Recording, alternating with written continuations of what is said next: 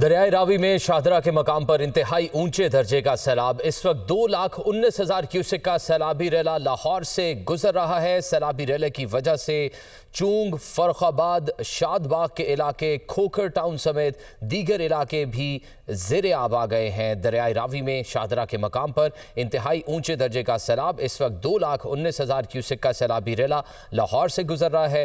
सैलाबी रेले की वजह से चूंग, फर्रुखाबाद, शादबाग के इलाके, खोखर टाउन समेत दीगर इलाके भी ज़ेरे आब आ गए हैं।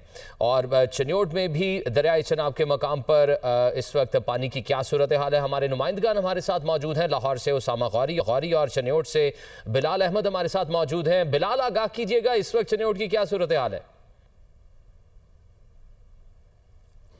जी बिल्कुल, देखें चन्योट में सूरत हाल तो कशीदा है, क्योंकि अब से कुछ देर पहले आने वाले अदादोशुमार इंतहाई तशवीशनाक थे।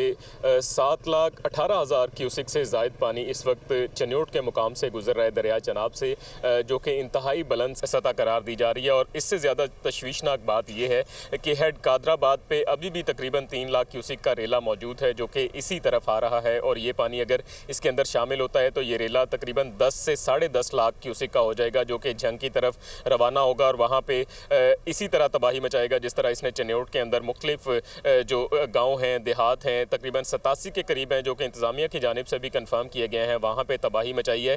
तकरीबन 33,000 से ज़ायद लोगों को यहाँ से रेस्क्यू करके जो इंतज़ामिया के फ्लड रिलीफ कैंप्स हैं वहाँ पर तैनात रेस्क्यू एहलकारों की जानिब से, पुलिस की जानिब से, पाक फ़ौज की जानिब से महफूज मुकामात पर मुंतकिल किया गया है। दूसरी जानिब ज़िले इंतज़ामिया की जानिब से फ्लड वार्निंग जो है वो मुसलसल जारी की जा रही है। और अभी भी बहुत सारे इंतज़ामिया की जानिब से फ्लड वार्निंग